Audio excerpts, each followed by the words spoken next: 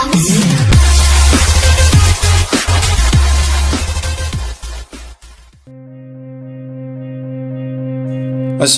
warahmatullahi wabarakatuh. Pada video kali ini saya akan mereview sebuah filem yang sangat bagus sih menurut saya, dan penilaian filem ini oleh IMDb pun cukup tinggi, yaitu 6,2. Filem ini berjudul Extortion yang dirilis tahun 2017. Oke deh, langsung saja ya.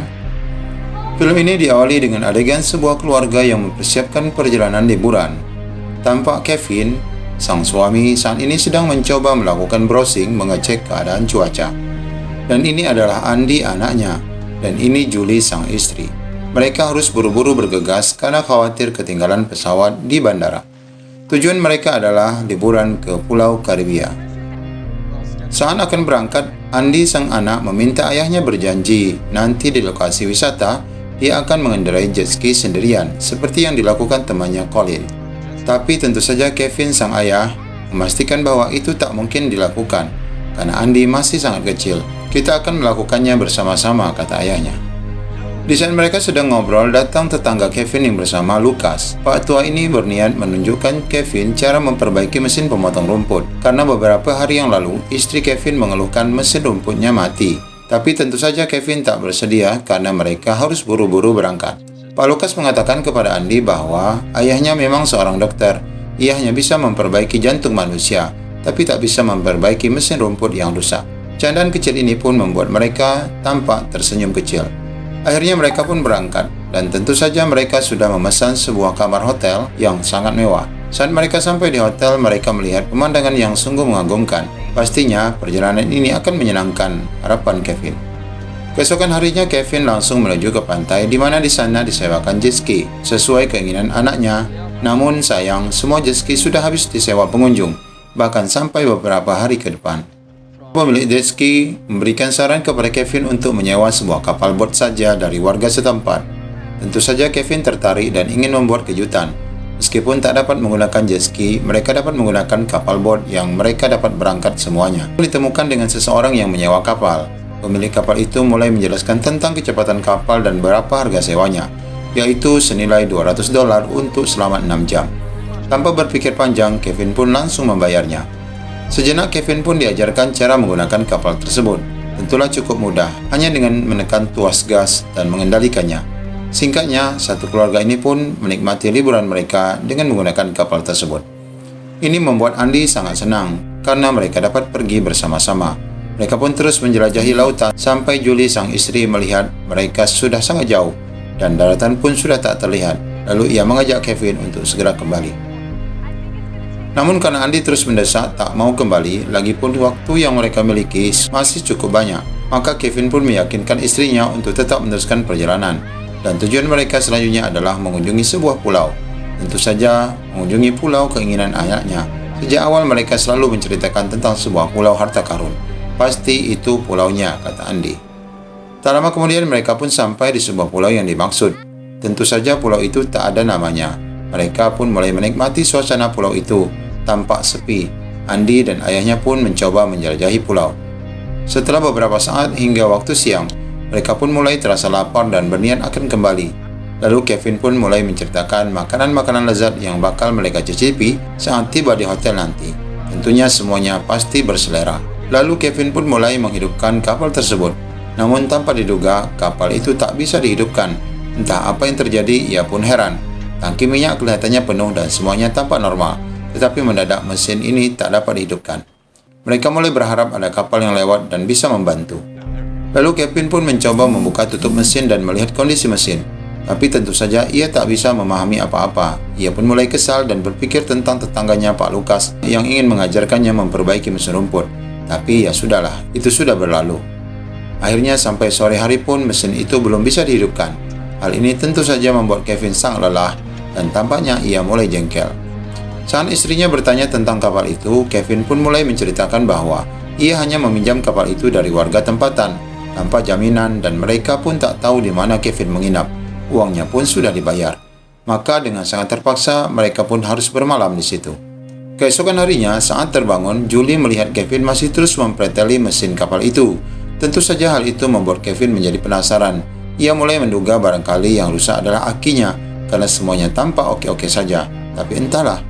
Dan tentunya masalah baru pun muncul, di mana mereka tidak mendapatkan persediaan air minum. Kevin telah mengitari pulau itu tapi tak menemukan sumber air. Benar saja saat Andy terbangun, ia mulai mengeluh pusing dan kehausan. Untuk itu, Kevin pun terpaksa menghibur anaknya, menjanjikan hal-hal yang menarik dan menceritakan bagaimana cara bertahan dan berpetualang. Ya, seperti biasa, ia mendongeng anaknya sebelum tidur. Anaknya pun mulai tampak tegar.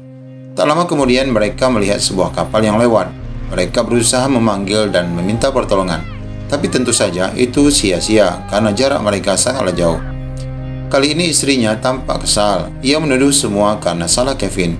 Bisa-bisanya pinjam kapal tak jelas. Aku kan dah bilang suruh kembali, tapi kau tak mau kembali.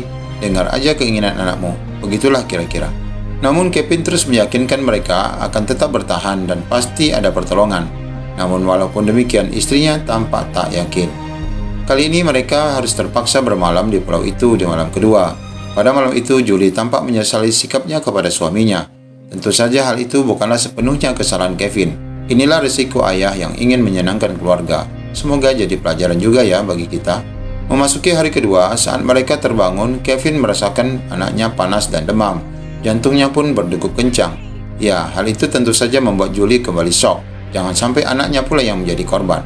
Akhirnya mereka pun nekat mengarungkan kapalnya ke lautan, berharap menemukan kapal yang bisa membantu. Ia hanya menggunakan dayung kecil seadanya, tentu saja itu sangatlah tak mungkin. Karena kondisi tanpa makanan dan minuman tentunya menyebabkan mereka kelelahan, dan Kevin tentunya merasakan hal yang sama. Kapal pun terombang-ambing seharian penuh, bahkan sampai malam mereka terpaksa bermalam di atas kapal. Saat pagi hari, Kevin menyadari bahwa kapal kembali terdampar di sebuah pulau. Namun sialnya, pulau yang kini ia terdampar bukanlah pulau yang tadi pertama ia terdampar, melainkan pulau lain yang ia pun tak tahu di mana posisinya. Karena di kawasan Kepulauan Karibia terdapat ratusan pulau-pulau kecil yang berada di kawasan itu dan semuanya tanpa penghuni. Lalu untuk kali kedua, Kevin pun mulai melihat sebuah kapal. Namun tentu saja itu pun tak membuahkan hasil dan kapal terus berlalu.